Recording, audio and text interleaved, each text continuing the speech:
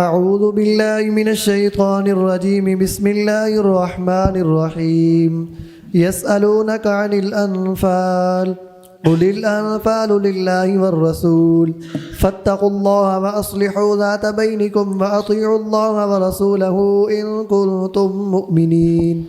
اللہ نہایت رحمت والے بے حد رحم فرمانے والے کے نام سے۔ اے محبوب، لوگ آپ سے غنیمتوں کے متعلق سوال کرتے ہیں، فرما دیجئے غنیمتیں اللہ اور رسول کی ہیں، تو اللہ سے ڈرو، غنیمت کی تقسیم میں اختلاف نہ کرو اور اپنے باہمی معاملات کو درست رکھو اور اللہ اور اس کے رسول کا حکم مانو اگر تم مومن ہو۔ بسم اللہ الرحمن الرحیم۔ سورۃ الانفال یہ مدنی صورت ہے۔ اللہ تعالیٰ فرما رہا ہے، اے محبوب آپ سے انفال کے بارے میں پوچھتے ہیں۔ انفال اور نفل یہ مال غنیمت کو کہتے ہیں، اس لیے کہ اللہ تعالیٰ کی طرف سے فضل ہوتا ہے، اس کی عطا ہوتی ہے، اور نفل بھی فالتو چیز کو کہا جاتا ہے، تو اللہ کا فضل ہونے کے اعتبار سے اس کو انفال کہا جاتا ہے۔ تو آپ فرما دیجئے کہ انفال اللہ کے لیے ہیں اور اللہ کے رسول کے لیے ہیں۔ فاتقوا اللہ، اللہ سے ڈرو، واصلحوا ذات بینکم، اور آپس کے باہمی معاملات میں اصلاح پذیر ہو جاؤ، اللہ اس کے رسول کی اطاعت کرو اگر تم ایمان والے ہو۔ انفال کا اللہ اس کے رسول کے لیے ہونا، اس سے یا مراد یہ ہے کہ جس طرح نبی کریم صلی اللہ علیہ وآلہ وسلم اس کو خرچ فرمائیں ان کا فیصلہ چلے گا۔ اور سورۃ انفال کی آیت نمبر 41 میں یعنی تھوڑا آگے چل کے ارشاد فرمایا جا رہا ہے، وَاعْلَمُوا أَنَّمَا غَنِمْتُم مِّن شَيْءٍ فَإِنَّ لِلَّهِ خُمُسَهُ وَلِلرَّسُولِ وَلِذِي الْقُرْبَى وَالْيَتَامَى وَالْمَسَاكِينِ کہ یہ تم مال غنیمت لے کے آتے ہو، اس کا 5واں حصہ اللہ کے لیے ہے، اللہ کے رسول کے لیے ہے، اور ذی القربہ، یتامہ اور مساکین کے لیے۔ یہ سورۃ انفال کی آیت نمبر 41 کا خلاصہ میں نے آپ کے سامنے رکھ دیا۔ انما المؤمنون الذين اذا ذكر الله وجلت قلوبهم واذا تليت عليهم آياته زادتهم ایمانا وعلى ربهم يتوکلون۔ مومن وہی ہیں کہ جب اللہ کا ذکر کیا جائے تو ان کے دل خوف زدہ ہو جائیں، اور جب ان پر اس کی آیتیں پڑھی جائیں تو وہ ان کے ایمان کو زیادہ کر دیں اور وہ صرف اپنے رب پر بھروسہ کریں۔ مومن وہ ہیں اذا ذکر اللہ، جب اللہ کا ذکر کیا جائے، وجلت قلوبہم، تو ان کے دلوں پر خوف طاری ہو جائے۔ نمبر 2، وَإِذَا تُلِيَتْ عَلَيْهِمْ آيَاتُهُ زَادَتْهُمْ ایمانا، جب ان کے سامنے اللہ کی آیتیں پڑھی جائیں تو ان کا ایمان مضبوط تر ہوتا ہے۔ نمبر 3، وَعَلَىٰ رَبِّهِمْ يَتَوَكَّلُونَ، مومن اپنے رب پر توکل اور بھروسہ کرتے ہیں۔ یہ 3 شانیں اس آیت کے اندر مومنین کی بیان ہوئی ہیں۔ آگے چلیے۔ الذين يقيمون الصلاة ومما رزقناهم ينفقون، جو نماز قائم رکھیں اور ہم نے جو رزق انہیں دیا اس میں سے ہماری راہ میں خرچ کریں۔ وہ مومنین کون سے ہیں؟ ان کا عملی کردار کیا ہوتا ہے؟ نماز قائم کرتے ہیں اور اللہ کے دیے ہوئے میں سے خرچ کرتے ہیں۔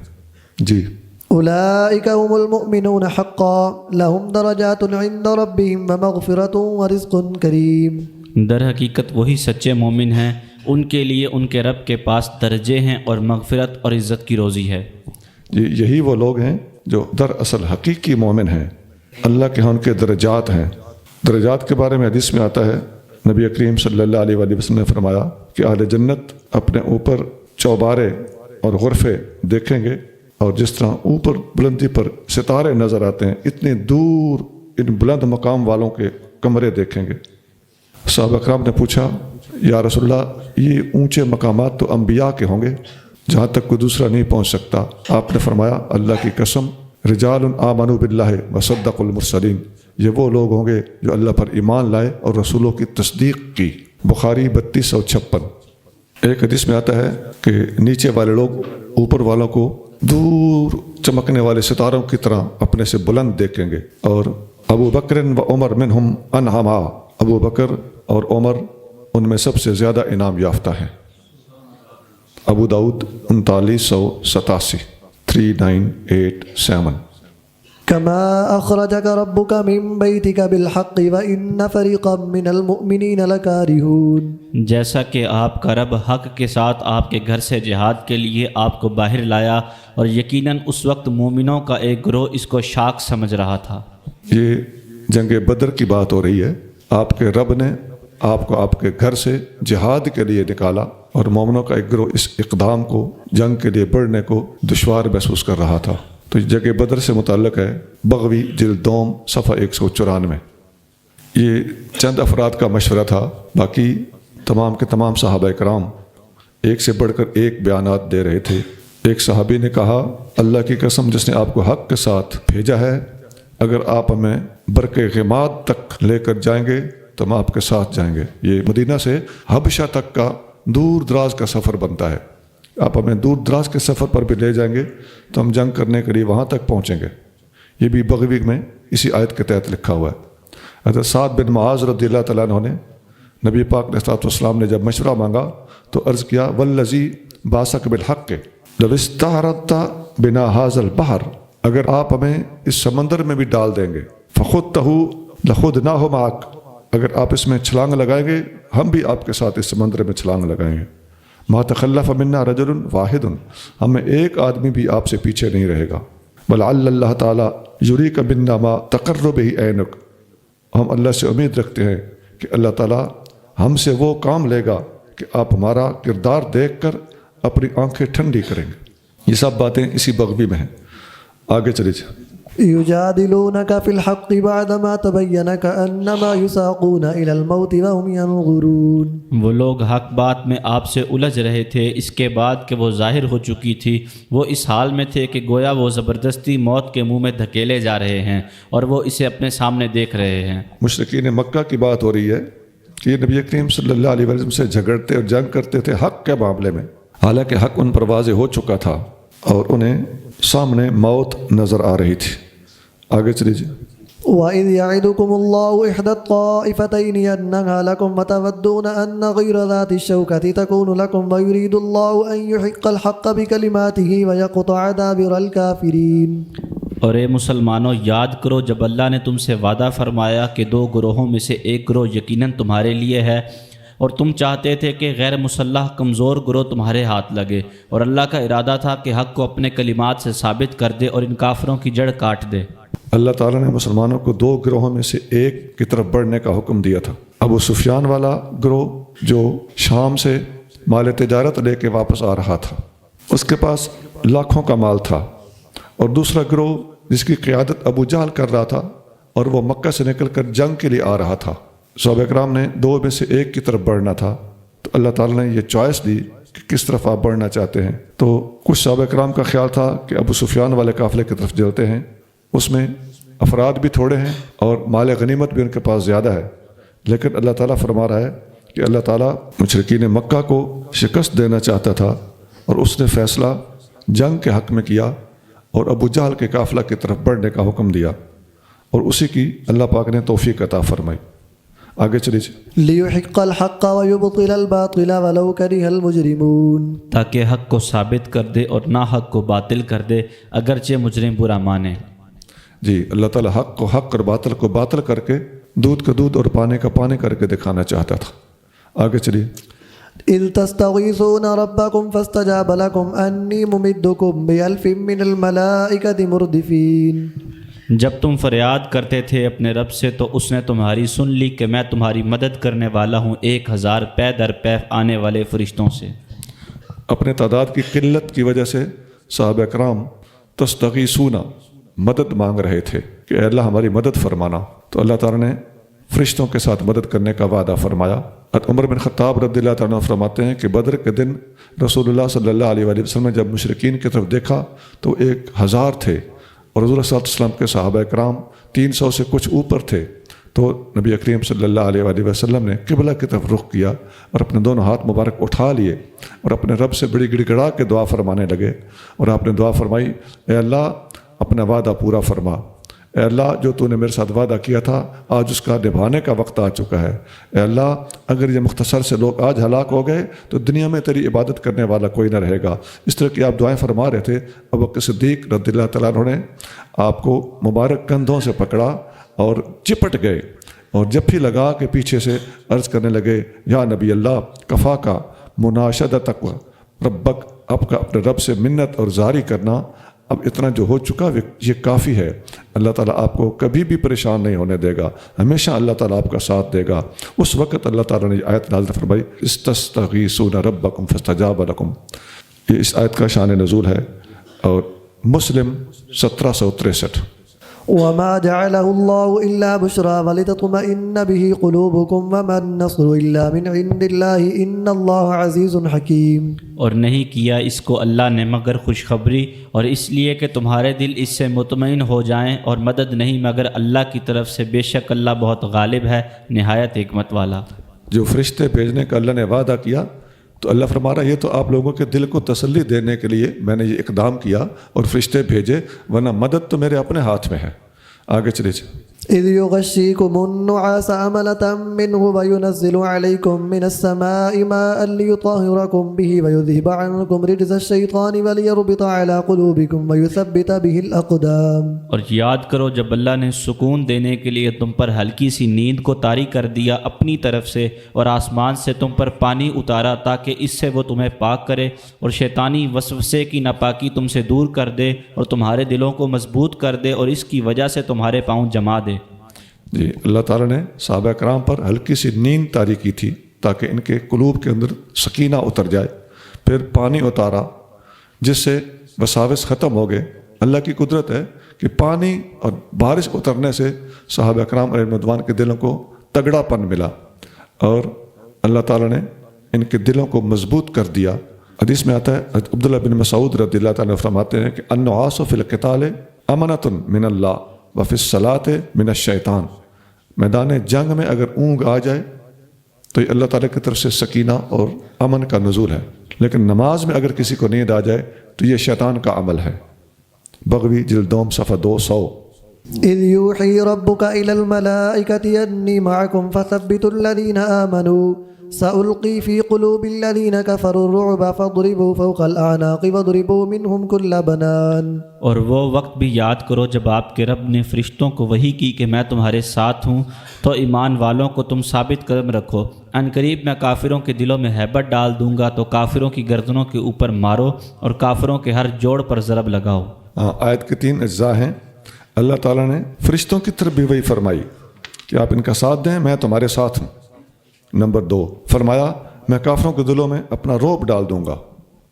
نمبر 3 فرمایا ان کو گردنوں کے اوپر سے رگڑے لگاؤ، مارو، قتل کرو، اور ان کے جوڑ جدا کر دو، ان کے جوڑوں پر ضرب لگاؤ، یعنی خوب کک کرنا مراد ہے۔ آگے چلیے۔ ذلك بأنهم شاقوا الله ورسوله ومن يشاقق الله ورسوله فإن الله شديد العقاب۔ یہ اس لیے کہ انہوں نے اللہ اور اس کے رسول کی مخالفت کی، اور جو اللہ اور اس کے رسول کی مخالفت کرے تو بے شک اللہ سخت عذاب دینے والا ہے۔ یہ اللہ اس کے رسول کے مخالفت کا انجام ہے، شاق اللہ، مخالفت کی۔ آگے چلیے۔ ذلكم فذوقوه وأن للكافرين عذاب النار۔ تمہاری سزا یہ ہے تو اسے چکھو، اس کے ساتھ یہ بھی جان لو کہ کافروں کے لیے دوزخ کا عذاب ہے۔ ذالکم، یہ ہے تمہاری سزا، اب اسے چکھو، اور صرف دنیا کے اندر سزا ہی نہیں یہ کہ تم مارے گئے، تم قیدی ہوگے، بلکہ تمہاری آخرت میں جو حشر ہے وہ اس سے بھی زیادہ خطرناک۔ آگے چلیے۔ يا أيها الذين آمنوا إذا لقيتم الذين كفروا زحفا فلا تولوهم الأدبار۔ اے ایمان والو، جب میدان جنگ میں کافروں سے تمہارا سامنا ہو تو ان سے پیٹھ نہ پھیرو۔ کافروں کے ساتھ جنگ کرتے وقت پیٹھ پھیرنا بہت زیادہ خطرناک اور اللہ کی بارگاہ میں بہت بڑا جرم سمجھا جاتا ہے۔ سورۃ محمد میں آیت نمبر 4 کے اندر آتا ہے فَإِذَا لَقِيتُمُ الَّذِينَ كَفَرُوا فَضَرْبَ الرِّقَابِ، جب کافروں سے آمنا سامنا ہو تو پھر گردنیں اڑیں۔ ومن يولهم يومئذ دبره إلا متحرفا لقتال أو متحيزا إلى فئة فقد باء بغضب من الله ومأواه جهنم وبئس المصير۔ اور جو اس دن ان سے پیٹھ پھیرے گا مگر یہ کہ چال چلتا ہو لڑائی کی یا ملنا چاہتا ہو اپنی جماعت سے، تو بے شک وہ اللہ کا غضب لے کر پھرا، اور اس کا ٹھکانہ دوزخ ہے، اور وہ کیا ہی برا ٹھکانہ ہے۔ جہاد کے دن، جنگ کے دن جو بندہ پیٹھ پھیرے پینترا بدلتے ہوئے، متحرفن متحیزن الی فئۃ، یا اپنے ٹھکانے یا اپنی فوج کی طرف واپس آنا چاہے، تو اس کے لیے فقط باء بغضب من اللہ، وہ اللہ کا غضب لے کر پلٹے گا۔ فلم تقتلوهم ولكن الله قتلهم وما رميت إذ رميت ولكن الله رمى وليبلي المؤمنين منه بلاء حسنا إن الله سميع عليم۔ تو اے مسلمانوں، تم نے انہیں قتل نہیں کیا لیکن اللہ نے انہیں قتل کیا، اور اے محبوب آپ نے خاک نہیں پھینکی جس وقت آپ نے پھینکی لیکن اللہ نے پھینکی، اور تاکہ عطا فرمائے ایمان والوں کو اپنی طرف سے عطائے جمیل، بے شک اللہ ہے بہت سننے والا سب کچھ جاننے والا۔ یہ جنگ بدر کے حالات پہلے تفصیل سے گزر چکے ہیں، پوری جنگ بدر تقریباً آپ کو کھول کھول کے سنائی گئی تھی۔ یہ جو کنکریاں پھینکنے والا واقعہ ہے یہ جنگ احد کا ہے۔ ابی بن خلف نبی کریم صلی اللہ علیہ وآلہ وسلم کی طرف بڑھا کہ آپ کا راستہ روکے، تو صحابہ اکرام آگے بڑھے کہ اس کو روکیں۔ نبی کریم صلی اللہ علیہ وآلہ وسلم نے فرمایا اسے چھوڑ دو، میرے طرف آنے دو۔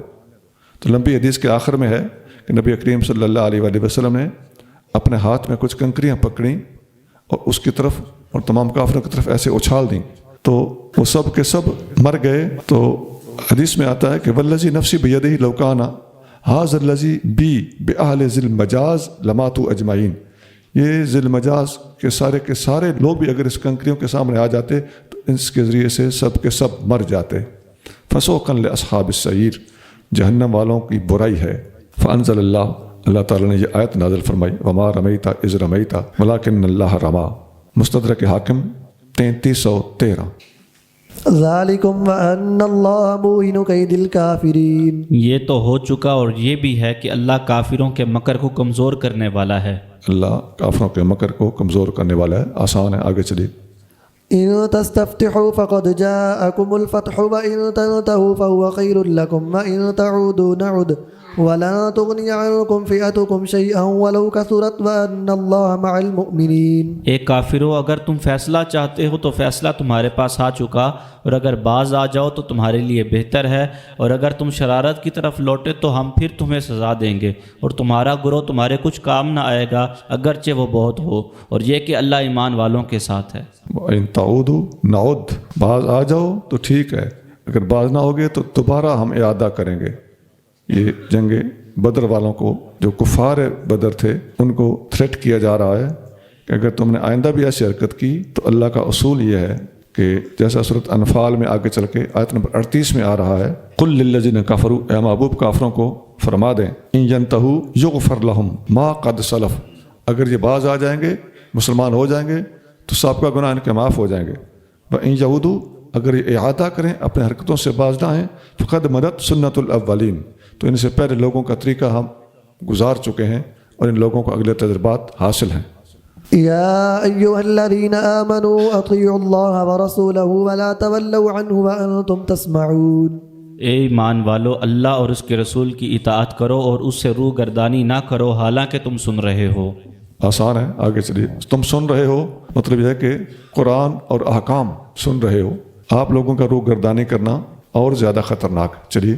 ولا تكونوا كالذين قالوا سمعنا وهم لا يسمعون، اور تم ان لوگوں کی طرح نہ ہو جاؤ جنہوں نے کہا ہم نے سن لیا حالانکہ وہ نہیں سنتے۔ مسلمانوں کو ثابت قدم رکھنے کے لیے اور ان کے ایمان اور قلوب کو مضبوطی دینے کے لیے یہ ارشاد فرمایا جا رہا ہے۔ آگے چلیے۔ ان شر الدواب عند اللہ الصم البکم الذین لا يعقلون، بے شک بدترین جاندار اللہ کے نزدیک وہ بہرے گونگے لوگ ہیں جو نہیں سمجھتے۔ جی آسان ہے، آگے چلیے۔ ولو علم اللہ فیہم خیرا لاسمعہم ولو اسمعہم لتولوا وهم معرضون، اور اگر اللہ ان میں کوئی بھلائی جانتا تو انہیں ضرور سنا دیتا، اور اگر بحالت موجودہ اللہ انہیں سنا دیتا تو بھلائی نہ ہونے کی وجہ سے وہ روح گردانی کرتے ہوئے ضرور پیٹھ پھیر دیتے۔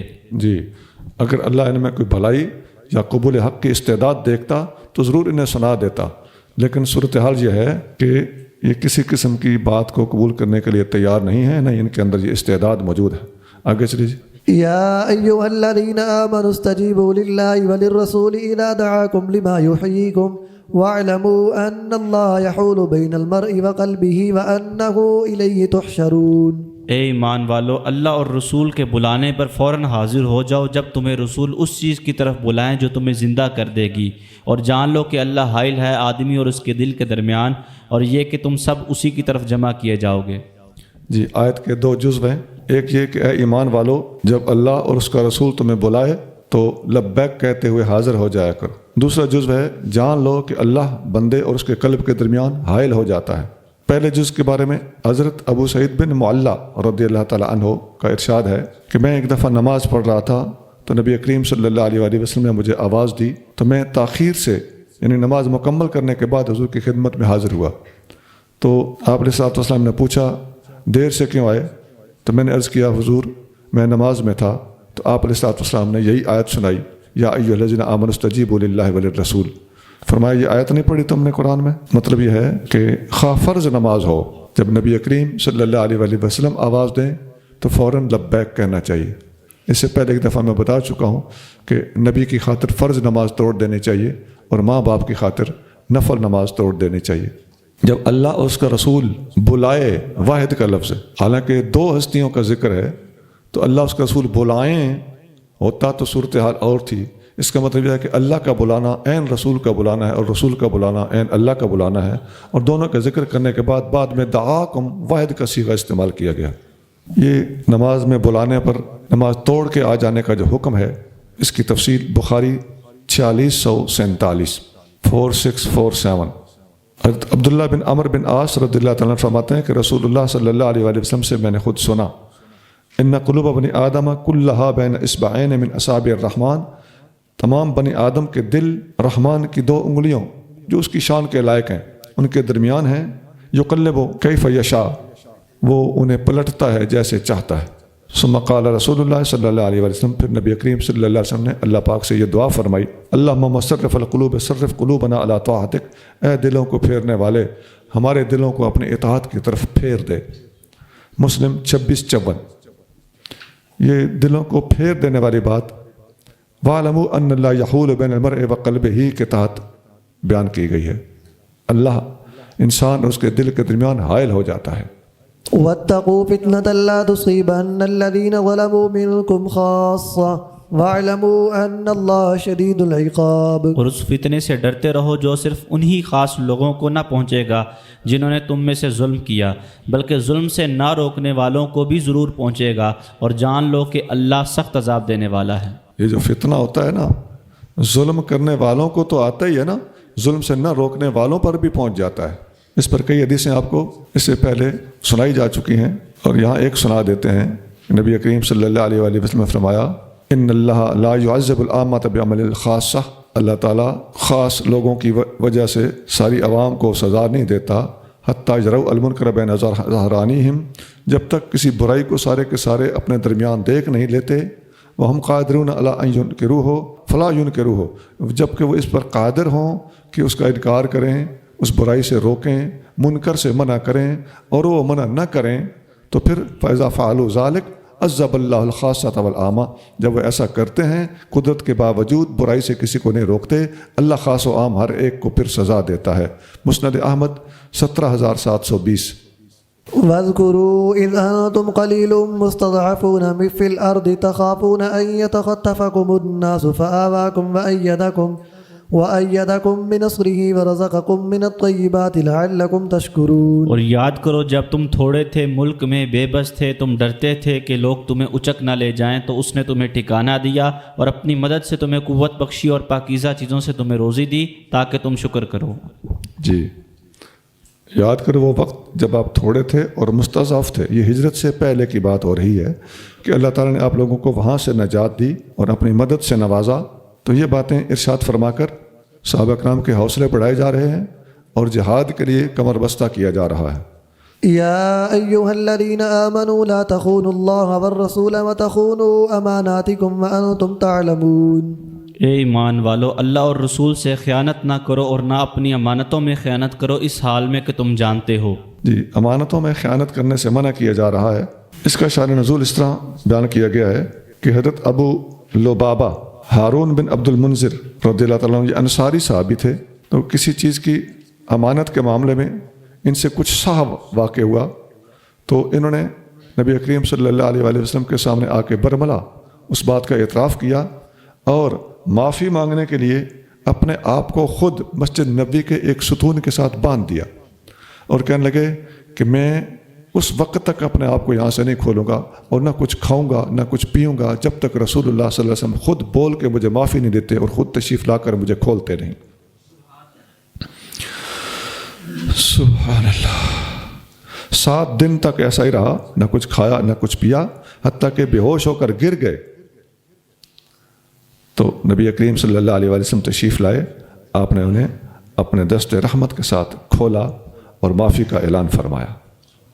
ابن جریر 15,937۔ حدیث کے بارے میں زیادہ قول اس کے ضعیف ہونے کا ہے، لیکن ہم نے ساری صورتحال کا جائزہ لیا تو ذہن ادھر جاتا تھا کہ یہ حدیث حسن ہے، اس لیے اس کو نقل کر دی۔ یذهب خیالی الی تحسینہ والغالب انہ ضعیف۔ آگے چلیں جی۔ وَاعْلَمُوا أَنَّمَا أَمْوَالُكُمْ وَأَوْلَادُكُمْ فِتْنَةٌ وَأَنَّ اللَّهَ عِندَهُ أَجْرٌ عَظِيمٌ۔ اور جان لو کہ تمہارے مال اور تمہاری اولاد سب آزمائش ہیں، اور بے شک اللہ ہی کے پاس اجر عظیم ہے۔ جی، مال بھی اور اولاد بھی، بس اس زمانے میں ان 2 چیزوں پر زیادہ مان اور بھروسہ ہوتا تھا، تو اللہ نے فرما دیا کہ مال ہو تب بھی آزمائش ہے، اولاد ہو تب بھی آزمائش ہے، اور اصل اجر جو ہے وہ اللہ کے ہاں ہے۔ نبی کریم صلی اللہ علیہ وآلہ وسلم نے فرمایا الولد مبخلۃ مجبنۃ، اولاد بخل کا سبب بنتی ہے اور بزدلی کا بھی سبب بنتی ہے۔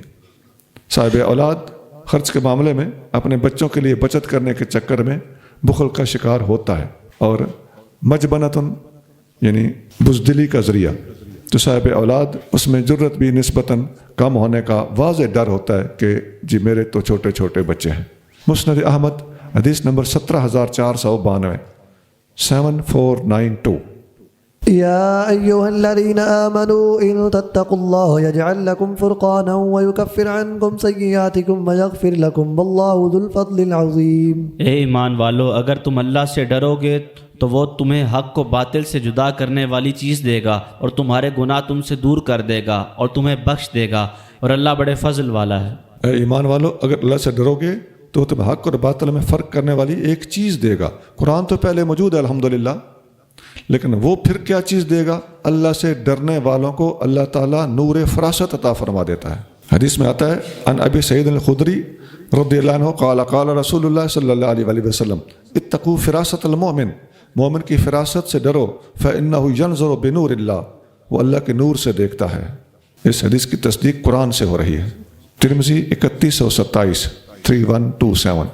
وَإِذْ يَمْكُرُ بِكَ الَّذِينَ كَفَرُوا لِيُثْبِتُوكَ أَوْ يَقْتُلُوكَ أَوْ يُخْرِجُوكَ وَيَمْكُرُونَ وَيَمْكُرُ اللَّهُ وَاللَّهُ خَيْرُ الْمَاكِرِينَ۔ اور یاد کیجئے اے محبوب، جب کافر آپ کے خلاف خفیہ تدبیریں کر رہے تھے کہ آپ کو قید کر دیں یا شہید کر دیں یا جلا وطن کر دیں، اور وہ اپنے مکر میں لگے ہوئے تھے، اور اللہ اپنی خفیہ تدبیر فرما رہا تھا، اور اللہ بہترین خفیہ تدبیر فرمانے والا ہے۔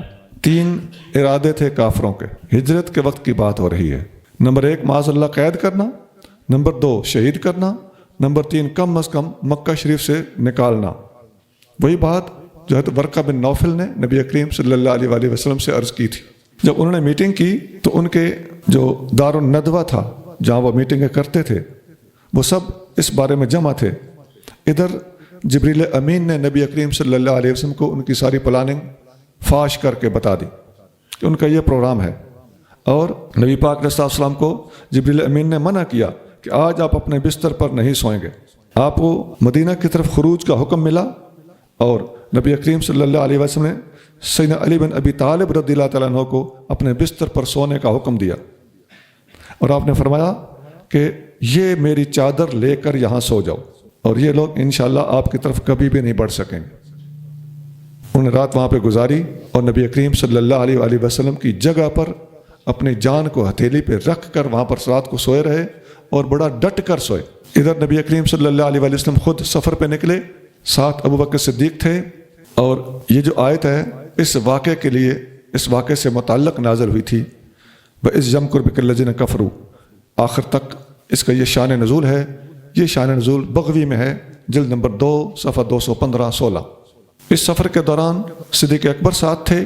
اس پر قرآن کی آیتیں، نبی کریم صلی اللہ علیہ وسلم کی حدیثیں، اہل سنت کی کتابوں کے اندر ان حدیثوں کا کثرت سے پایا جانا، اور ایک مختلف قسم کی بات کہ تفسیر کمی صفحہ 253 میں بھی لکھا ہوا ہے کہ صدیق اکبر نبی پاک علیہ السلام کے ساتھ غار میں موجود تھے۔ تفسیر حسن عسکری صفحہ 465 پر بھی یہی بات لکھی ہوئی ہے۔ کمی 253، تفسیر حسن عسکری 465۔ جب نبی کریم صلی اللہ علیہ وآلہ وسلم اپنے کاشان اقدس سے نکلے تو اس وقت آپ صلی اللہ علیہ وآلہ وسلم نے یہ دعا فرمائی، شاہت الوجوہ، مٹی کے ایک مٹھی بھر کے ایسے آپ نے پھینک دی ان لوگوں کی طرف، تو وہ سارے کے سارے نابینا ہو گئے اور انہیں کچھ نظر نہیں آتا تھا، اور آپ نے شاہت الوجوہ کے کلمات پڑھے تھے، فما اصاب رجلا منہم حسات من حساتہ الا قتل یوم بدر کافرا، جس بندے تک بھی اس مٹی کے چھینٹے پہنچے تھے وہ بدر کے دن کفر کی حالت میں قتل ہوا۔ مستدرک 583۔ وَإِذَا تُتْلَى عَلَيْهِمْ آيَاتُنَا قَالُوا قَدْ سَمِعْنَا لَوْ نَشَاءُ لَقُلْنَا مِثْلَ هَذَا إِنْ هَذَا إِلَّا أَسَاطِيرُ الْأَوَّلِينَ۔ اور جب ان پر ہماری آیتیں پڑھی جاتی ہیں تو کہتے ہیں بس چھوڑو، ہم نے سن لیا ہے، اگر ہم چاہیں تو ہم بھی ضرور اس کی مثل کہہ لیں، یہ نہیں مگر کہانیاں پہلے لوگوں کی۔ جب قرآن پڑھا جاتا تھا تو یہ کافر کہتے تھے ہم بھی ایسا کلام لکھ سکتے ہیں، بنا لیتے ہیں، یہ اگلی کہانی ہے، کیونکہ اس کے اندر انبیاء علیہ السلام کے حالات اور واقعات بھی ہیں، تو ان کو وہ اگلوں کی کہانیاں کہتے تھے۔ اگلوں کی کہانیاں کہنے کا کیا مطلب ہے کہ یہ کنزرویٹو لوگ ہیں، پرانی باتیں ہیں ہمارے سامنے رکھتے ہیں، اور لقلنا مثل ھذا، ہم بھی چاہیں تو اس طرح کا کلام بنا سکتے ہیں، مثل ھذا یعنی قرآن۔ آگے چلی جی۔ وَإِذْ قَالُوا اللَّهُمَّ إِنْ كَانَ هَذَا هُوَ الْحَقَّ مِنْ عِنْدِكَ فَأَمْطِرْ عَلَيْنَا حِجَارَةً مِنَ السَّمَاءِ أَوْ ائْتِنَا بِعَذَابٍ أَلِيمٍ۔ اور جب انہوں نے کہا کہ اے اللہ اگر یہی قرآن تیری طرف سے حق ہے تو اپنی طرف سے ہم پر آسمان سے پتھر برسا یا کوئی اور دردناک عذاب ہم پر لے آ۔ یہ اگلی قوموں کے بھی اس طرح کے ملتے جلتے الفاظ ہوا کرتے تھے۔ ان لوگوں نے بھی یہی کہا کہ اگر یہ قرآن حق ہے، یہ نبی سچے ہیں، تو پھر آسمان سے ہمارے اوپر پتھر برسا دے، ہمارے ساتھ جو ہونا ہے ہو جائے۔ اس حد تک جرت ان لوگوں کے اندر تھی، اور حضور کریم صلی اللہ علیہ وسلم کے خلاف اس قدر یہ اکڑے ہوئے تھے۔ آگے جی۔ وَمَا كَانَ اللَّهُ لِيُعَذِّبَهُمْ وَأَنْتَ فِيهِمْ وَمَا كَانَ اللَّهُ مُعَذِّبَهُمْ وَهُمْ يَسْتَغْفِرُونَ۔ اور اللہ کی شان نہیں کہ انہیں عذاب دے اس حال میں کہ اے محبوب آپ ان میں موجود ہوں، اور اللہ انہیں عذاب دینے والا نہیں اس حال میں کہ وہ مغفرت طلب کر رہے ہوں۔ جی، دو باتیں ہیں جن کے ہوتے ہوئے عذاب نہیں آ سکتا، نبی کریم صلی اللہ علیہ وآلہ وسلم کی لوگوں میں موجودگی، نمبر دو لوگوں کا اللہ تعالیٰ سے معافیہ مانگنا۔ اگلا معافی مانگ رہا ہو اللہ عذاب دے دے، یہ اس کی شان کریمی کے مطابق نہیں ہے۔ ابو جہل نے جب یہ بولا اللہم ان کان ھذا ھو الحق من عندک فامطر علینا حجارہ، اے اللہ اگر یہ تیری طرف سے حق ہے تو ہماری طرف پھر آسمان سے پتھر پھینکوا یا پتھر پھینک۔ اس وقت یہ آیت نازل ہوئی تھی، ما کان اللہ لیعذبہم وانت فیہم وما کان اللہ معذبہم وہم یستغفرون۔ آپ کا اندر موجود ہونا مجھے عذاب سے روک رہا ہے۔ بخاری 46-48۔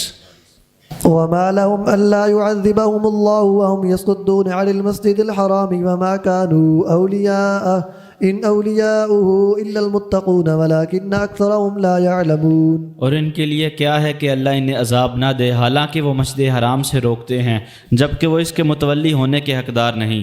اس کے متولی ہونے کے حقدار تو صرف متقی لوگ ہیں، لیکن ان کے اکثر لوگ نہیں جانتے۔ اس کے متولی ہونے کے حقدار صرف متقی لوگ۔ لفظ ہے ان اولیاءہ، اس کے اولیاء تو ہیں، الا المتقون کی صرف متقی لوگ۔ حدیث میں آتا ہے، انس بن مالک رضی اللہ تعالیٰ عنہ روایت کرتے ہیں، سئل رسول اللہ صلی اللہ علیہ وآلہ وسلم من آل محمد، نبی کریم صلی اللہ علیہ وآلہ وسلم پر سوال کیا گیا حضور آل محمد کون ہے؟ فقال کل تقی، آپ علیہ السلام نے فرمایا ہر متقی آل محمد ہے۔ وتلا رسول اللہ صلی اللہ علیہ وآلہ وسلم ان اولیاءہ الا المتقون، نبی پاک علیہ السلام نے یہی آیت تلاوت فرمائی کہ اللہ کے ولی وہی ہوتے ہیں جو متقی ہوتے ہیں، یا کعبے کے متولی وہی ہوتے ہیں جو متقی ہوتے ہیں۔ طبرانی اوسط حدیث نمبر 3332، طبرانی صغیر میں بھی ہے۔ ایک حدیث میں آتا ہے نبی کریم صلی اللہ علیہ وآلہ وسلم نے قریش کو جمع کیا اور فرمایا تم میں کوئی تمہارے علاوہ غیر آدمی موجود ہے؟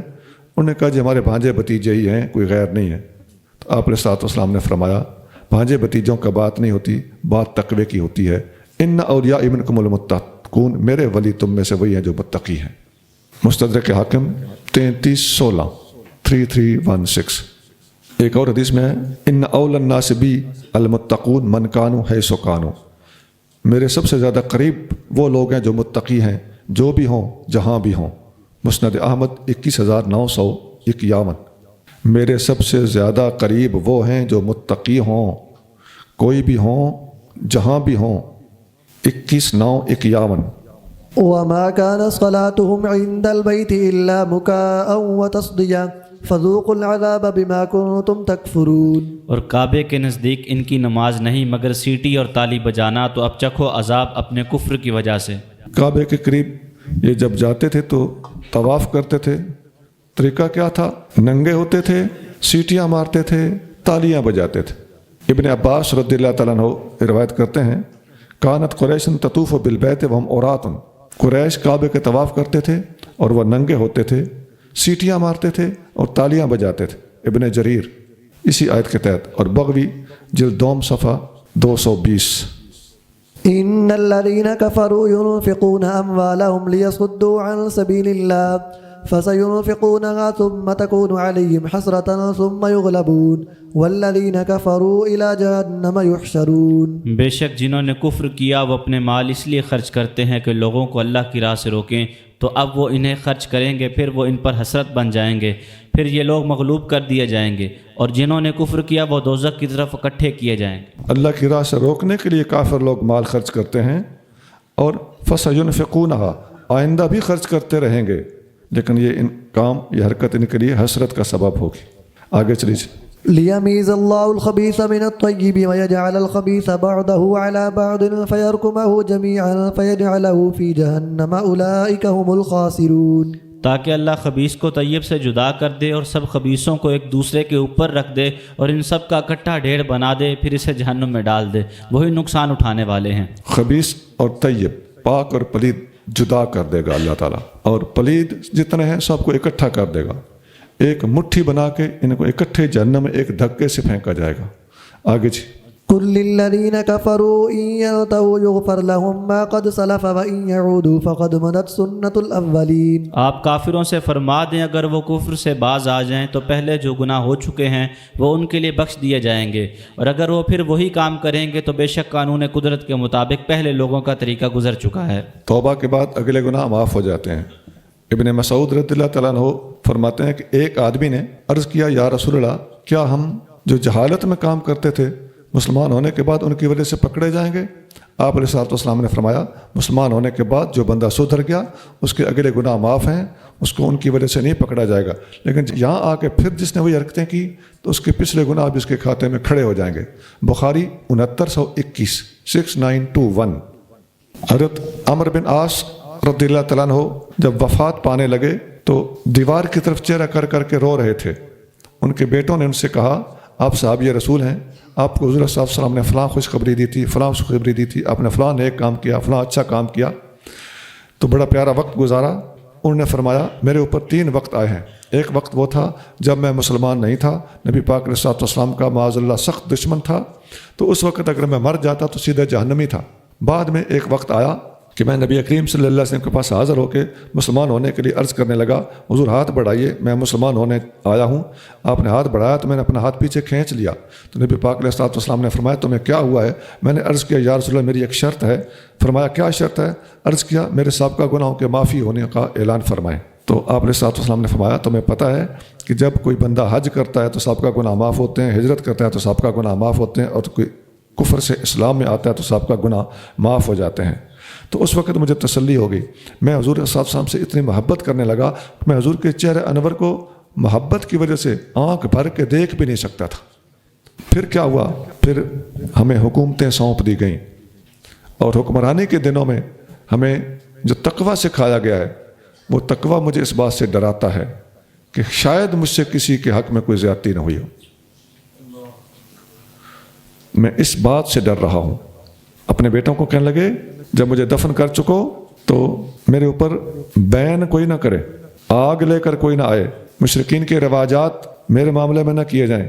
مجھے دفن کر کے خوب مٹی ڈال چکو تو مجھے اللہ کے حوالے کرنے کے بعد میری قبر کے ارد گرد کھڑے ہو جانا، اور اتنی دیر کھڑے رہنا جتنی دیر میں اونٹ ذبح کر کے اس کا گوشت تقسیم کیا جا سکتا ہے، یہ کافی ساری دیر بنتی ہے تاکہ تم ادھر کھڑے رہو تو مجھے تمہاری وجہ سے محبت اور اونس ملتا رہے، میں اللہ کے فرشتوں کو جواب دینے میں مدد محسوس کروں۔ مسلم 121۔ اس حدیث میں ایک صحابی کی 3 کیفیتیں۔ نمبر 2، دفن کے بعد وہاں پر دعا کرنے کے لیے کھڑا رہنا۔ ظاہر ہے وہاں صرف کھڑا رہنا تو نہیں تھا نا، کھڑے رہیں گے تو کچھ پڑھیں گے، تو ساری چیزوں کا ثبوت مل رہا ہے۔ آگے چلیے۔ وقاتلوهم حتى لا تكون فتنة ويكون الدين كله لله فإن انتهوا فإن الله بما يعملون بصير۔ اور ان سے لڑتے رہو یہاں تک کہ کفر کا غلبہ باقی نہ رہے اور پورا دین صرف اللہ کے لیے ہو جائے، پھر اگر وہ باز آ جائیں تو بے شک اللہ ان کے کاموں کو خوب دیکھ رہا ہے۔ فتنے کے اختتام تک قتال کا حکم ہے۔ جب امن قائم ہو جائے، خواہ مخواہ کسی بندے کو اس کے سابقہ جرم خواہ کتنے ہی کیوں نہ ہو، جب امن قائم ہو جائے اور بندہ سدھر جائے تو اس کے خلاف اس کے بعد کوئی کارروائی نہیں کی جائے گی۔ ان ابن عمر ان رسول اللہ صلی اللہ علیہ وسلم قال امرت ان اقاتل الناس حتى يشهدوا ان لا الہ الا اللہ وان محمد رسول اللہ۔ ابن عمر فرماتے ہیں کہ نبی کریم صلی اللہ علیہ وسلم نے فرمایا مجھے حکم دیا گیا ہے کہ میں لوگوں سے جنگ کروں اس وقت تک جب تک لا الہ الا اللہ محمد رسول اللہ نہیں پڑھتے، وَيُقِيمُوا الصَّلَاةَ وَيُؤْتُوا الزَّكَاةَ، جب تک نماز نہیں پڑھتے اور زکوٰۃ نہیں ادا کرتے، فَإِذَا فَعَلُوا ذَلِكَ عَصَمُوا مِنِّي دِمَاءَهُمْ وَأَمْوَالَهُم، جب وہ یہ سارے کام کریں تو ان کے خون اور ان کے مال مجھ سے محفوظ ہو جائیں گے۔ الا بحق الاسلام، ہاں عدالتی طور پر کسی کو کوئی سزا ملے تو ایک الگ بحث ہے۔ فحسابهم علی اللہ، ان کا حساب اللہ کے ذمہ ہے۔ بخاری حدیث نمبر 25۔ آگے چلے۔ وَإِن تَوَلَّوْا فَاعْلَمُوا أَنَّ اللَّهَ مَوْلَاكُمْ نِعْمَ الْمَوْلَى وَنِعْمَ النَّصِيرُ، اور اگر وہ روح گردار رہیں تو جان لو کہ اللہ تمہارا مالک ہے، وہ کیا ہی اچھا مالک اور کیا ہی اچھا مددگار ہے۔ جب یہ کافر منہ پھیرے تو پھر آپ پریشان نہ ہوں، معاملہ اللہ کے سپرد ہے، وہ تمہارا مولا ہے، نعم المولا، اور بہترین مولا ہے، نعم النصیر، اور بہترین مددگار ہے۔ سبحان ربک رب العزت عما یصفون وسلام علی المرسلین والحمد للہ رب العالمین۔